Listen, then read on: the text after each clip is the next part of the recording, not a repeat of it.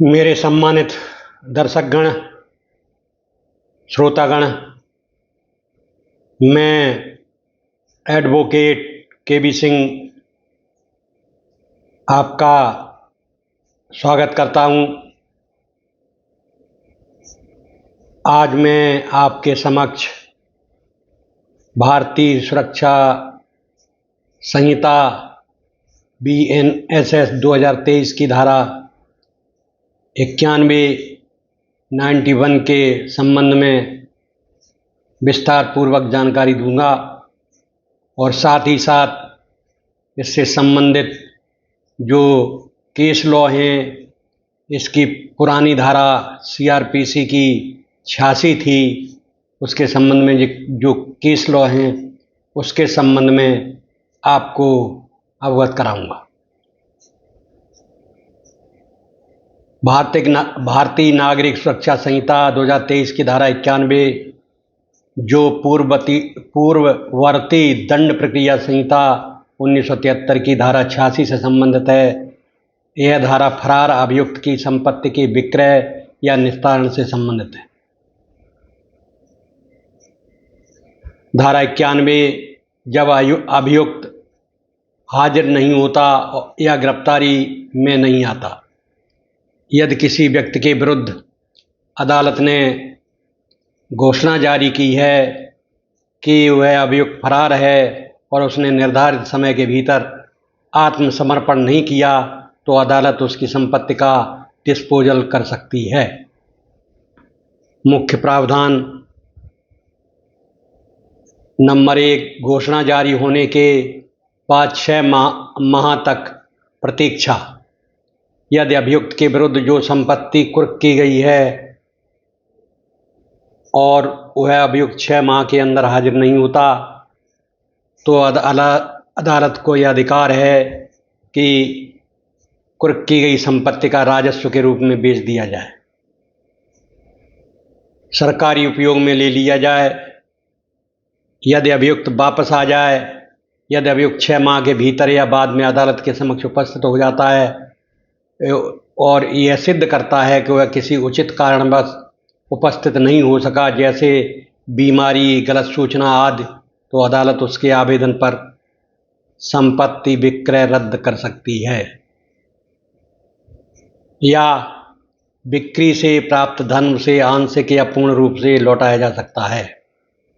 Number 3, तीसरे पक्ष के अधिकार सुरक्षित। यदि किसी तीसरे व्यक्ति जैसे कि बैंक, परिवार सदस्य या साझेदार का उस संपत्ति में वैध अधिकार या हित है, तो अदालत उसके हितों की रक्षा करेगी और उसके हिस्से की संपत्ति या राशि उसे वापस की जाएगी। उद्देश्य धारा 91 का उद्देश्य यह है कि कोई व्यक्ति न्याय से भागकर अपनी संपत्ति का लाभ न उठा सके, न्यायालय के आदेशों को प्रभावी ढंग से लागू किया जा सके और कानून के शासन को मजबूती मिले। संबंधित धारा BNSS धारा 90 फरार अभियुक्त की संपत्ति को कुर्क करने का आदेश। धारा 91 कुर्क संपत्ति के विक्रय निस्तारण का प्रावधान। धारा 92 कुर्की से संबंधित आपत्तिवाद अधिकारों की सुनवाई। महत्वपूर्ण बिंदु इसमें हैं, संपत्ति बेचने से पहले कम से कम 6 माह का समय अवश्य अभियुक्त को दिया जाना चाहिए। अभियुक्त को न्यायालय में आने का अवसर देना अति आवश्यक है। अदालत को यह देखना होगा कि संपत्ति की बिक्री से किसी निर्दोष व्यक्ति के अधिकार प्रभावित न हो। उदाहरण द्वारा समझें, मान लीजिए रामलाल पर एक गंभीर आपराधिक मामला चल रहा है। वह पुलिस की गिरफ्त से बचने के लिए फरार हो जाता है। अदालत उसे फरार अभियुक्त घोषित कर देती है और उसकी संपत्ति कुर्क कर लेती है। 6 महीने तक वह हाजिर नहीं होता। ऐसे में अदालत धारा 91 के अंतर्गत उसकी संपत्ति को राज्य के पक्ष में बेचने का आदेश दे सकती है। यदि बाद में रामलाल वापस आ जाता है और साबित करता है कि वह किसी उचित कारण से उपस्थित नहीं हो सका, तो अदालत उचित समझे तो उसकी संपत्ति का मूल्य या हिस्सा वापस कर सकती है। निष्कर्ष ये है, BNSS 2023 की धारा 91 एक दंड प्रक्रिया संबंधी सशक्त प्रावधान है, जिसका उद्देश्य फरार अभियुक्तों को न्याय से भागने से रोकना और राज्य को वैधानिक अधिकार देना है। ऐसे अपराधियों की संपत्ति का कानूनी रूप से निस्तारण किया जा सके।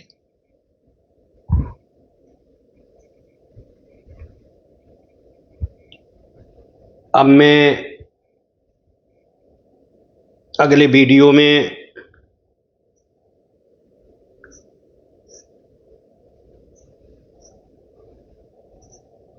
लेकिन अभी समय है, इसलिए इसी वीडियो में मैं इस केस से संबंधित, इस धारा से संबंधित जो धारा BNSS की धारा 91 है, वो CRPC की पुरानी धारा 86 थी, उसके संबंध में केस लॉ हैं, उनको मैं आपके समक्ष रखता हूँ। Number 1, state of west Bengal versus Jogendra Malhotra, AIR 1970, SC 1261। Supreme court ने कहा कि मजिस्ट्रेट को गिरफ्तारी वारंट तभी जारी करना चाहिए जब पर्याप्त कारण और प्रमाण हो कि अभियुक्त वास्तव में अपराध में संलिप्त है और गिरफ्तारी आवश्यक है।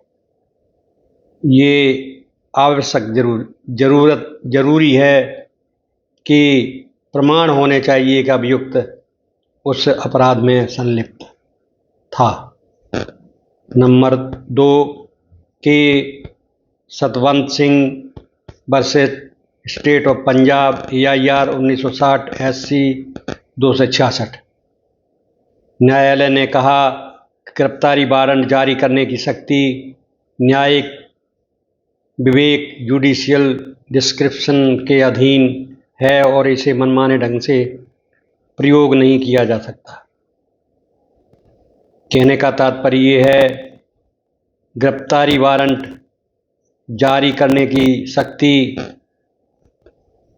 जो न्यायिक विवेक है वो जुडिशियल डिस्क्रिप्शन के अधीन है, इसे अपने स्वविवेक से नहीं जारी किया जा सकता।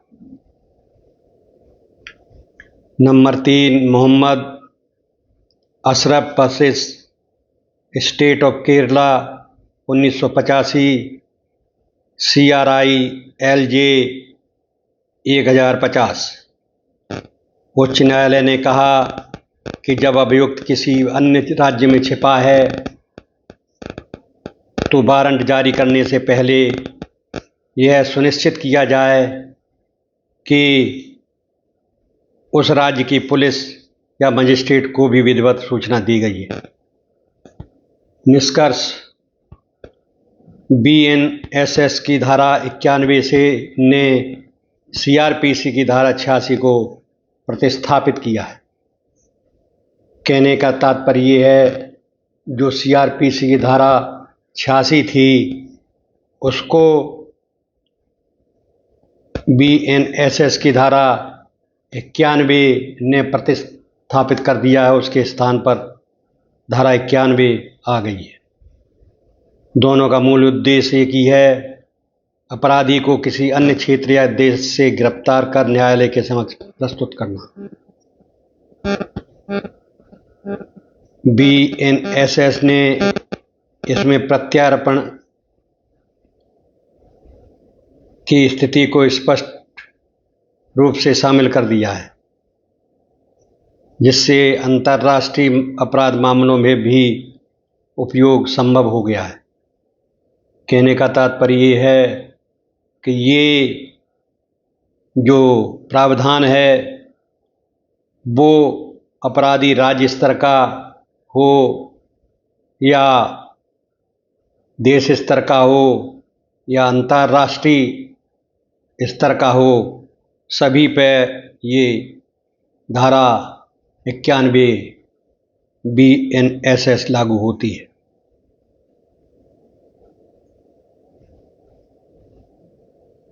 इस प्रकार आपने देखा कि धारा 91 BNSS 2023, भारतीय नागरिक सुरक्षा संहिता 2023 एवं